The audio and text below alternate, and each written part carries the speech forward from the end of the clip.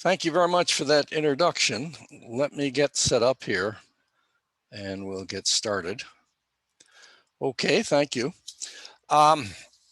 Is what I'd like to do in this presentation is to remind us of an example of urban warfare at a different time and a different place. The different time and place is the 1968 Tet Offensive in South Vietnam. My presentation is in two parts. First, I would like to give a brief introduction to the 1968 Tet Offensive. And second, I would like to present what I believe to be the four primary differences between then and now. The acronyms that you may not be familiar with are ARVN, Army of the Republic of Vietnam, MACV, Military Assistance Command, Vietnam, the U.S. in-country command, NVA, the North Vietnamese Army. Officially, the NVA should have been called PAVN, People's Army of Vietnam, but we never used it at that time. The caption on this photograph says that Lima Company 3rd Battalion, 5th Marines is advancing in the street fighting in the Hue Citadel on the 21st of February, 1968. I commanded the 2nd Platoon at the time. Lima had come up from south of Da Nang on the 20th to replace Bravo Company, 1st Battalion, 5th Marines. At the time, Bravo Company was commanded by a corporal and mustered 50 men. According to the Chinese zodiac, 1968 was the year of the monkey. Celebrated in Vietnam as Tet, the new year of the monkey began on 31 January 1968. As was usual, the Saigon government called for the traditional Tet truce, which the North Vietnamese had previously honored. A large volume of intelligence, however, indicated that the NVA were planning a significant spring offensive. When the offensive did not occur before the Tet truce, everyone assumed that it was scheduled for after the Tet truce. In preparation, however, American forces that had been fighting along the Cambodian border were drawn back into the populated areas in the south, especially around Saigon. Thus, though the violation of the tacit truce was a surprise, a big surprise, the American and ARVN forces were not caught entirely off guard. During the night of 30-31 January 1968, the NVA attacked 100 urban centers in South Vietnam. This included 36 of 44 provincial capitals, 64 of 242 district towns, as well as 5 of the 6 autonomous cities. Among the latter was Hue. Hue is in the far north of the country. It is the second red flash at the top of the map.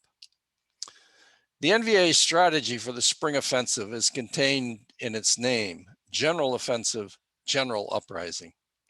And indeed, had the South Vietnamese population risen up and had the ARVN mutiny in 1968, the offensive would have been a crushing victory for the North. Unfortunately, the population did not rise up. It fled. And the ARVN did not mutiny. It fought. The lesson learned by the NVA from this failure of revolutionary doctrine was that one should not believe one's own propaganda. Subsequent offensives in 1972 and 1975 were conventional tank-led attacks. Within days, the failure of the General Offensive, General Uprising was clear. Saigon was cleared of large units by 10 February 1968 and the Cholon district 4 days later. Mop-up operations continued into late March. Hue was the only city where the NVA were able to hold out in the citadel until near the end of February, 25 February 1968. So this is an overview of the four main differences that I think we can see between then and now.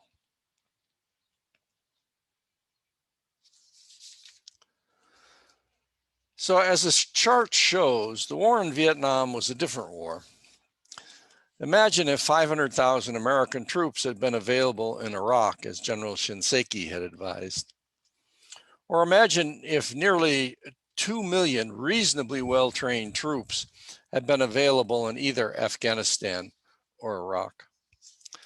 I also don't believe that either the Taliban or the various groups in Iraq over the years have ever launched a countrywide coordinated attack against 100 cities on the same night, employing 67,000 troops.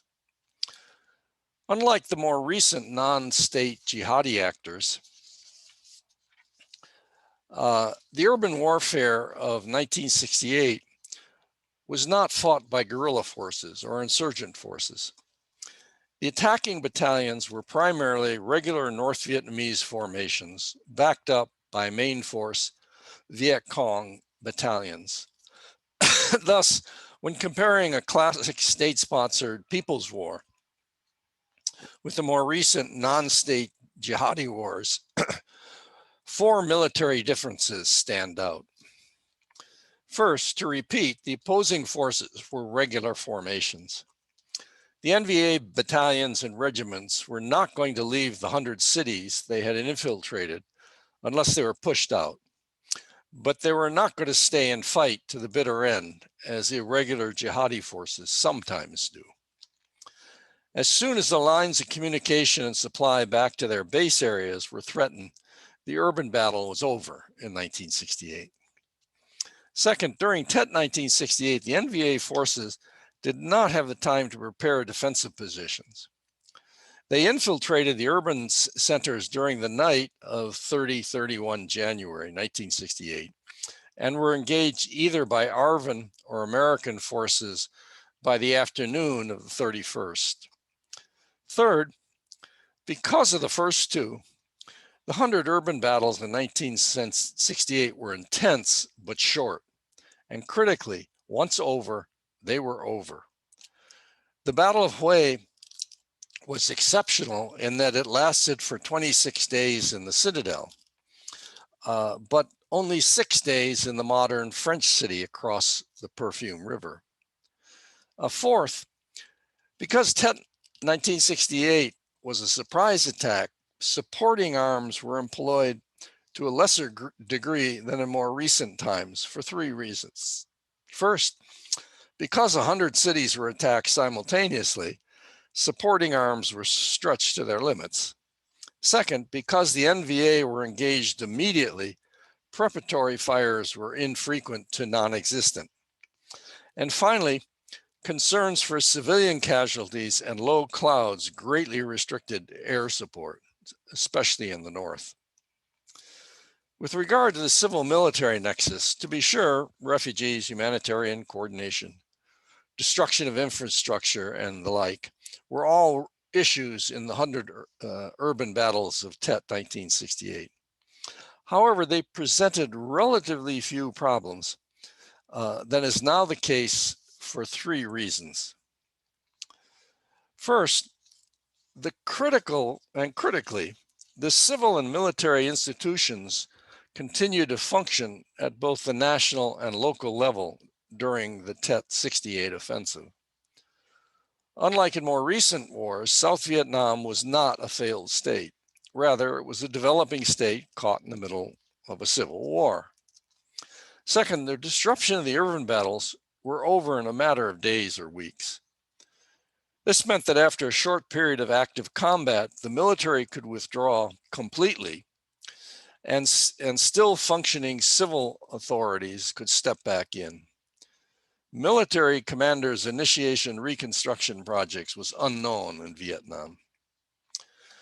Third, the South Vietnamese government administrative structure was reinforced and supported by a parallel American organization, CORDS, Civil Operations and Rural Development Support. Since May of 1967, CORDS advisors with significant staff and resources had been working closely with the province chiefs of the 44 provinces of South Vietnam These parallel administrative structures were not degraded during the Tet 1968 offensive. The biggest difference between then and now was the information or propaganda war. Now, journalists no longer roam freely over the battlefield, and the daily 5 o'clock follies for journalists at the Rex Hotel in Saigon are no longer the norm. As background, one must understand that civilian casualties were not a significant concern for the American public in 1968. During the American War in Vietnam, civilian casualties were horrendous, as were ARVN casualties, and especially North Vietnamese Army casualties. This was particularly the case during the Tet 1968 offensive. Still, civilian casualties were not a political or public relations liability for the Johnson administration. This was the case because, from the perspective of the American public, civilian and other casualties were all but invisible. What was painfully visible from for the American public was the increasing toll of American dead since 1966. This graph tells two different stories. First, it tracks the growth of the anti-Vietnamese war movement, something we haven't seen more recently. Second, it is the inspiration for the Vietnam War Memorial's V shape for those of you who have been to Washington, D.C. Mindful of the scale of American casualties, Tet 1968 was a political turning point for the American war in Vietnam, but it was a turning point that pointed in two different directions, contradictory directions. The point upon which the contradictions turned was the difference between the in-country view and the view back in the world, as we used to say. From the in-country view, Tet 1968 was a comprehensive military and political defeat for the NVA. At the cost of 50,000 men, the NVA achieved none of its military or political objectives. But if the comprehensive political and military defeat for the NVA was the in-country view, back in the world, the media and public reactions were the polar opposite. The signal event that crystallized the public disillusionment was Walter Cronkite's visit to South Vietnam in mid-February 1968. At the time, Walter Cronkite anchored the CBS News at 6 o'clock. He was the most watched and the most trusted newsman in the country. On 10 February 1968, he filmed a broadcast in Hue City on the south side of the Perfume River, 3 days after it had been secured and while fighting was still going on across the river in the Citadel. He filmed in other cities on other days.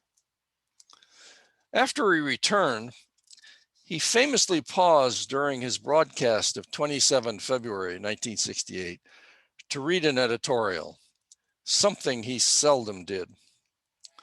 He began by saying that the Viet Cong had suffered a military defeat, and he explained the character of that defeat. But then he said, "To say that we are closer to victory today is to believe, in the face of all evidence, the optimists who have been wrong in the past. But it is increasingly clear to this reporter that the only rational way will be to negotiate, not as victors, but as honorable people who lived up to their pledge to defend democracy and did the best that we could." After Cronkite's editorial, President Johnson famously said that if I've lost Cronkite, I've lost the country. On 31 March 1968, Johnson withdrew his re-election bid. So I'd be happy to take questions. This is a summary of the 4 main points that I think distinguish then from now. and I'd be happy to answer any questions.